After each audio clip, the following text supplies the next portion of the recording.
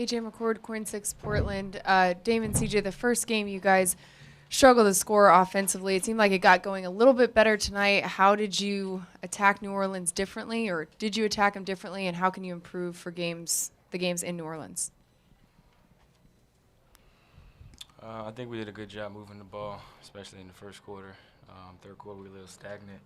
But overall, I think we had the same looks we got in the first game. We just made them early on. Nurks finished strong inside. Chief hit some threes. Mo was perfect from the field, and gave us a boost. So I think that was the difference from what I noticed. On the right, please. Dame, just where are you at mentally right now? Just a little bit frustrated. Just expecting more out of myself. Coming into the playoffs, teams going to lock in and they're going to try to make the game hard for you. And I give a lot of credit to them for, executing their game plan, seeing 2 and 3 guys, and making the game difficult, but the opportunities that I do get, I just got to be better. I think it's as simple as that.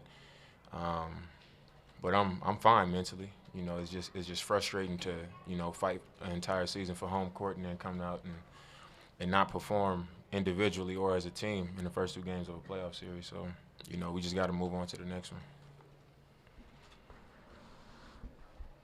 Question for either player. Right here.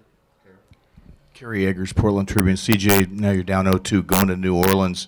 What's the mindset of the team, and what can you do there to change it? We're down 0-2, heading to New Orleans. We got to have the same mindset they had.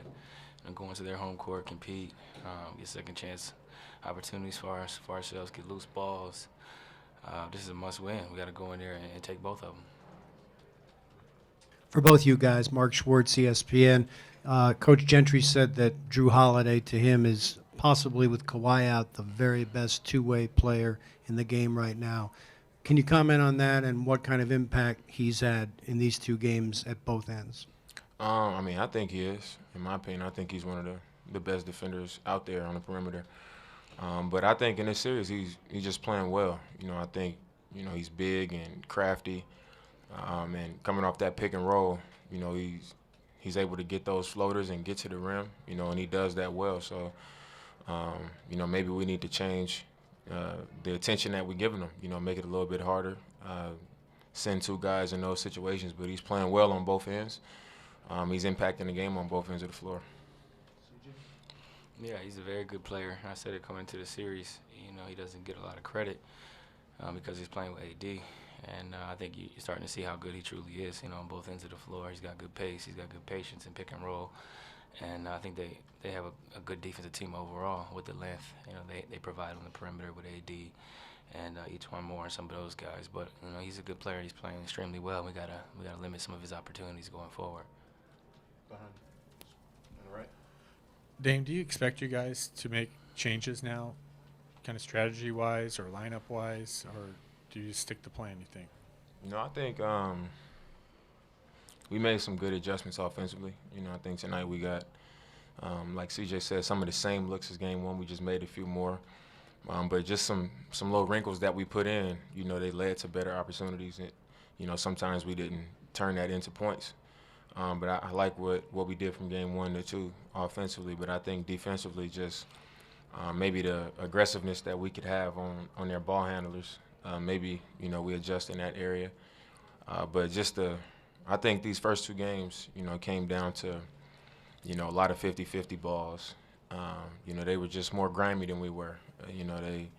They played a more physical game, and they gutted it out more than we did in both games. And we got to go to their home floor and do the same thing.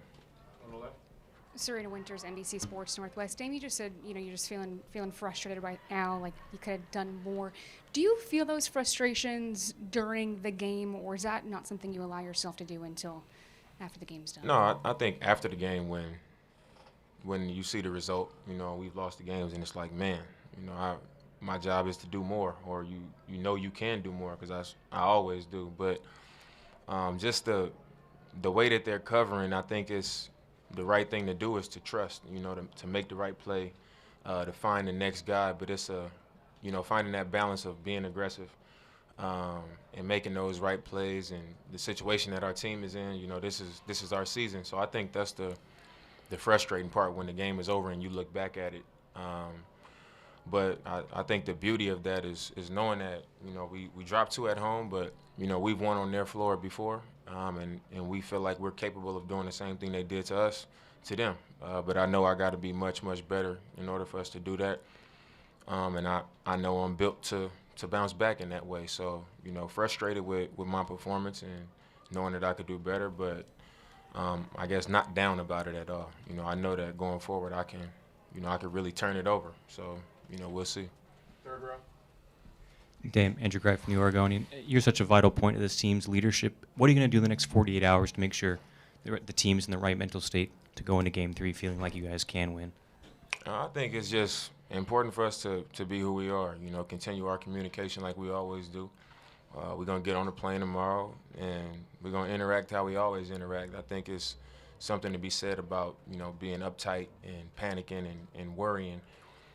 It's a position that we didn't want to be in. Nobody wants to be in, especially when you start off a home court. But we competitors.